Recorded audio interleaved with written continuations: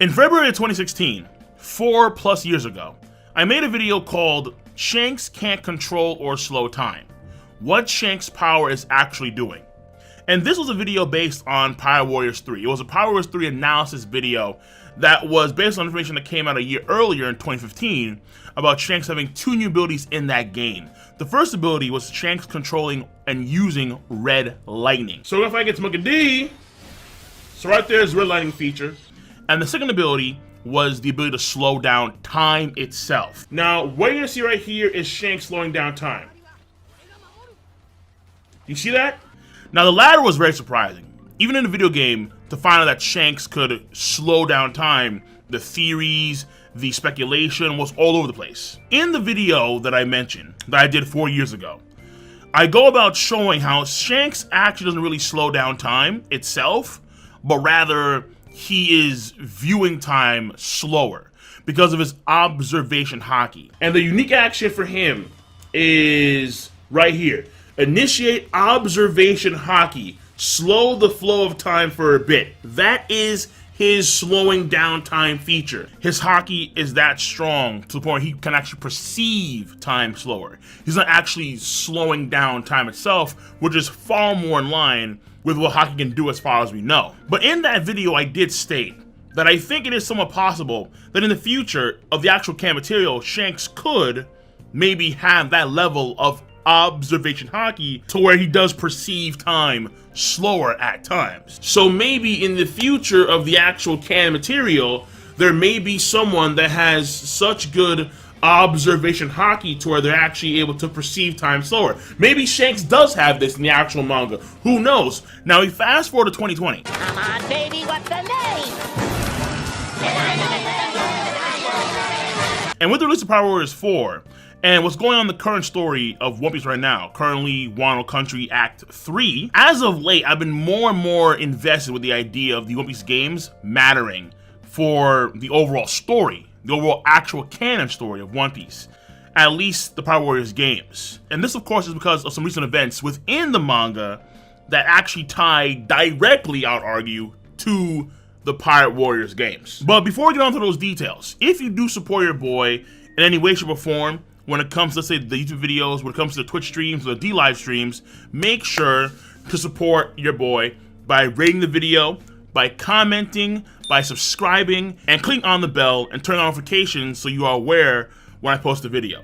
And also, if you haven't done so already, follow me on Twitter and on Discord, links in the box below. Now, that all being said, let us get right into the details, looking at the Canon manga and how the Canon manga has tie-ins to the video games. So like with the previous part, let's talk about, first of all, red hair Shanks. Once again, Pirate Warriors 4 is out, and there are a few things we can kind of sort out when we look at the character's moveset in the games, and then looking at the actual canon material itself. So in the game, Shanks continues to use red lightning in Pirate Warriors 4. But the difference here between Pirate Warriors 3 and Pirate Warriors 4 is that in Pirate Warriors 3, the color scheme was red and white lightning. Whereas now in Pirate Warriors 4, the color scheme is red and black lightning. So this shows clearly in Pirate Warriors 4 that the lightning effect is haki related. Whereas in the previous game, we weren't too sure if it was actually haki related. It could have been different power. Folks did theorize that his hair color of red hair Shanks and then the red lightning had a certain tie-in. So it could have been a unique haki or like a bloodline thing. So there are many theories at the point in time. But now we see in Pirate Warriors 4 where it's actually black and red lightning. This is far more aligned with haki than anything else. So from this perspective, in chapter 966 of One Piece, we see the Roger Pirates versus the Whitebeard Pirates and the epic clash between Roger and Whitebeard. In this clash, we see an absurd amount of haki being used. The key thing here is the 2 panels before the actual clash itself. Where in those 2 small panels, we see Roger and Whitebeard apply what I think is an absurd amount of armament haki to their weapons. So much so to the point where their weapons actually jettison what appears to be black lightning. There's even a zzz sound effect in the manga signifying that it is a lightning effect. And the color scheme was unclear because obviously it's manga, so we see it as black. However, recently in opening 23 of One Piece, we see, shockingly enough, the Roger and Whitebeard clash in that opening, and the color scheme of that is red and black. The red and black lightning effect that Roger puts on his weapon, as well as Whitebeard, matches the one of Shanks's attacks in the Pirate Warriors 4 video game. So at this point in time, I think it's very likely that when we do see Shanks fight in the actual canon manga, we will see Shanks with this level or type or technique of armored hockey. I'd argue most of the evidence rolls that way. Now moving on from Shanks, we have, of course, Kaido. In Pirate Warriors 4, Kaido is able to use a variety of elements for attacking. He uses fire, wind, lightning, and ice, which does match the theme of Eastern Dragons, because those dragons in myth are able to control all the elements. In chapter 923, when we see Kaido do his Thunder Bagua against Luffy, it seemed like there was a slight lightning effect to the attack, but it was kind of unclear. Just how sometimes when Luffy does the Thor elephant guns, there's potentially a lightning effect to it, but it's unclear. Many times in the past, I've seen lightning sparks emit from clashes or attacks that are hockey related. So the lightning on that panel could have been just simply hockey lightning. And the difference here between the anime and the manga is that in the anime, they actually add far more lightning effects to the Thunder Bagua, making it far clearer that Kaido is controlling / using lightning. However, recently in the manga, there is more evidence that the games were right about, in some ways, Kaido's moveset / abilities. Number one, he recently roars lightning, and he's lifting parts of the roof of the top of Onigashima in the process. And the lightning is kind of like hitting the certain parts of the area. As the scabbards are dodging the attack, Raizo states, this roaring turns to lightning as they press onward, forward against Kaido.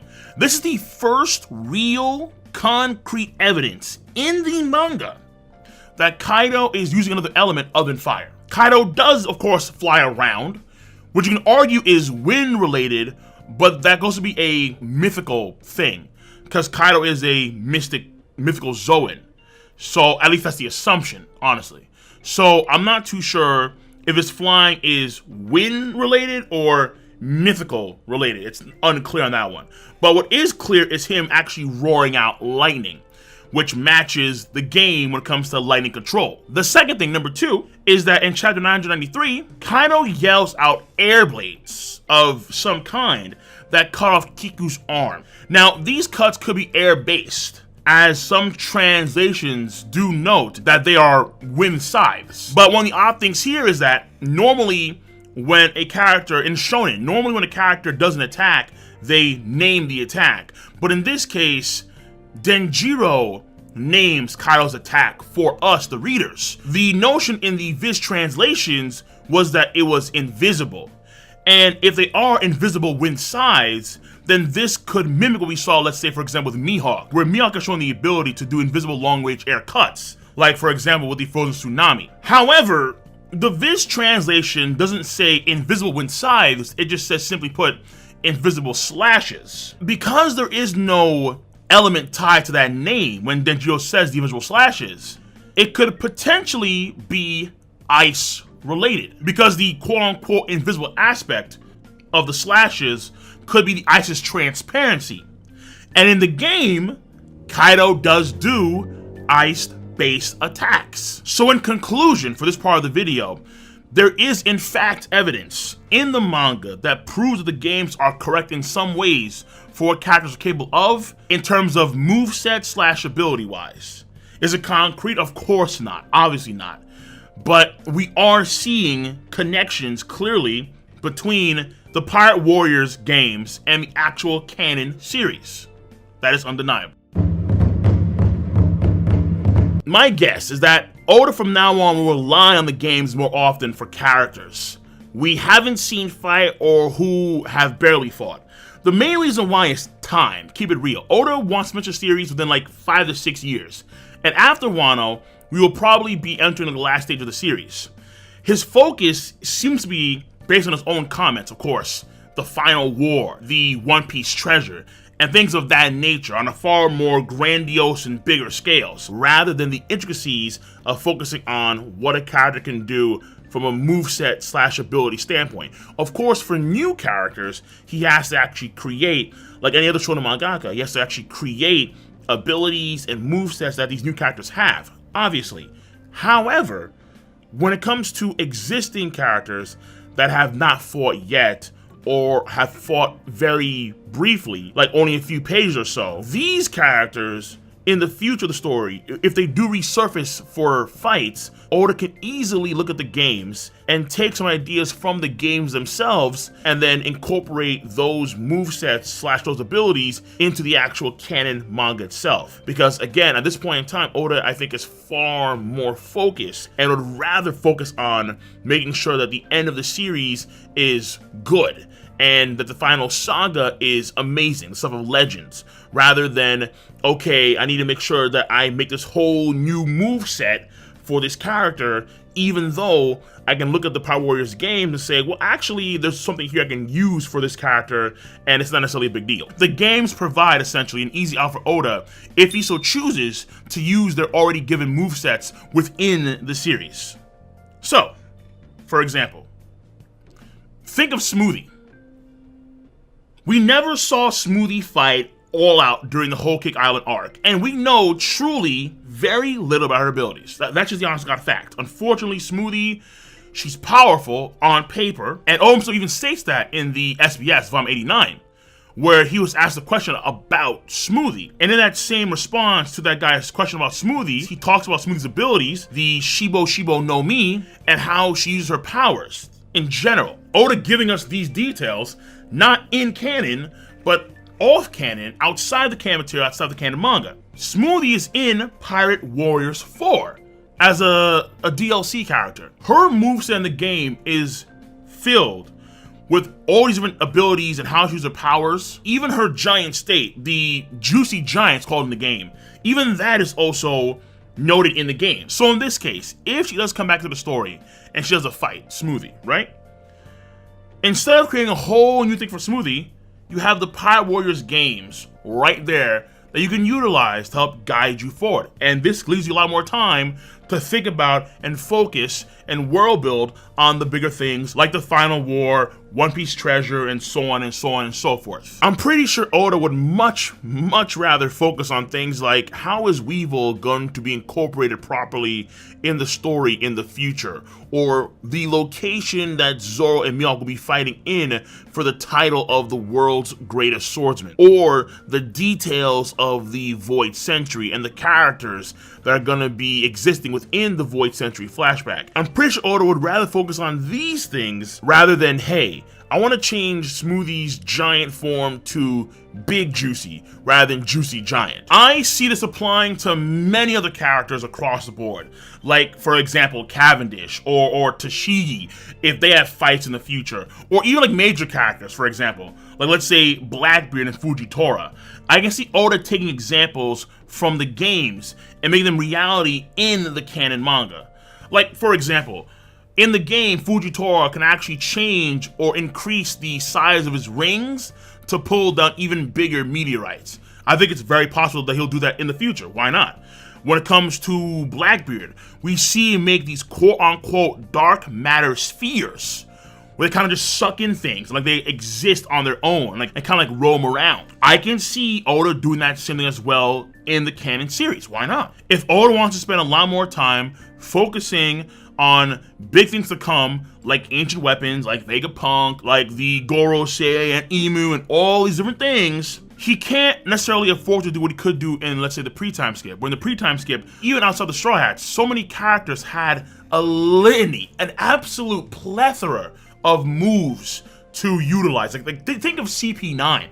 Like, all these guys had like 12, 13 different moves. Crocodile had a bunch of moves. Bone Clay had a bunch of so many moves to utilize. And the Strikes themselves, they have so many different moves. Like, their combo list is absurd. But as the story progresses forward, And as Oda is kind of in a rush to finish the story within like 5-6 years, less and less time to focus on that, and more time to focus on the bigger things of the story, once again, so the games can be an easy outlet to snack from to fill in those gaps. Open your mind! On a side note, when it comes to the importance of the games and the game's ties to the actual canon material, this is also the tie or the connection of Oda himself to other third parties. Because we have to look at Oda's reliance on outside mediums to tell the story to the One Piece fan base as well. Oda's been doing this more and more often over the past few years. Once again, SBSs, where in the SBS he tells us about Smoothie's abilities, about her Deathroot power, the Shibo no Mi. We see those details in the manga, but not a lot. We see her do maybe like 1 or 2 attacks in the manga, and that's really it. So Oda filled in that gap in the SBS. Think of, and this is the biggest thing here, the Vivera cards. The Vivera cards are jack full of information about the story that is not in the actual canon material itself. Prime examples that Oda must have signed off on, he must have, are number 1, Fujitora's Deathroot power, the Zushi no Mi, an admiral's ability revealed in the SBS in terms of the Deathroot itself and how it applies to him and not his sword as far as we know. And then you have the first Marine revealed to have conquered Haki, Sengoku the Buddha. That's a big deal, and that was revealed in the Vivera cards. So over the past few years, Oda has been using outside mediums to tell the story. And I think one of those mediums are the games. For example, Shanks and the Red Lightning. Instead of, let's say, the game devs, Koei Tecmo, doing it themselves, like that was their idea, no. Oda probably told Koei Tecmo about that ability that Shanks had. He probably said to them, hey guys, listen, give Shanks Red Lightning, have him use his gun, all these different things.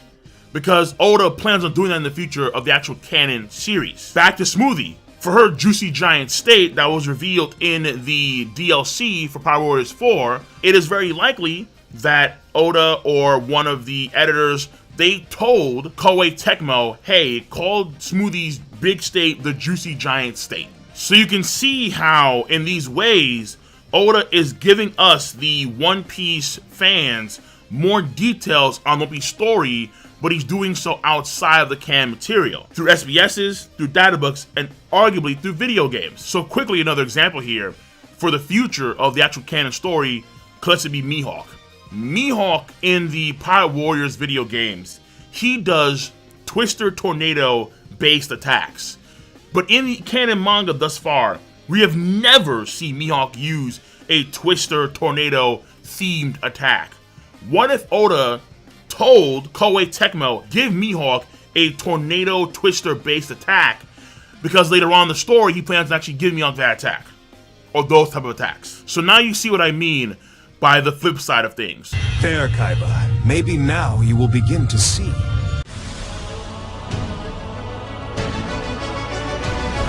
So in conclusion, at the end of the day, this is my take on the games and the roles that the games may play in the future of the canon manga series. On a side note, I can absolutely see, 1000%, see the anime using much more of the game material than probably Oda would. Especially after seeing Wano and how they filled in the gaps that Oda's left behind in Wano, I think in very good ways overall. Overall, there are some exceptions, obviously, Batman, obviously.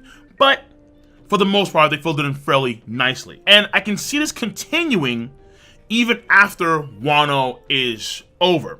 I can see even after Wano's over, the games provide a great resource and reference for the anime to mooch off of.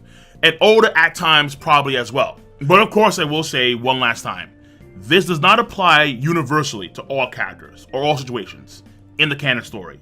It does not. But it's enough to where I think it's a good idea to at least keep one eye on the games and see what they're doing. Because that may indicate, potentially in the future, what Oda would do. At least the Power Warriors games. Yeah, let me specify that. At least the Pirate Warriors games. Because my guess is that, you know, we have 5 more years of the series left, minimum. There'll be another one, for damn sure. Pirate Warriors 5. Yeah, for damn sure.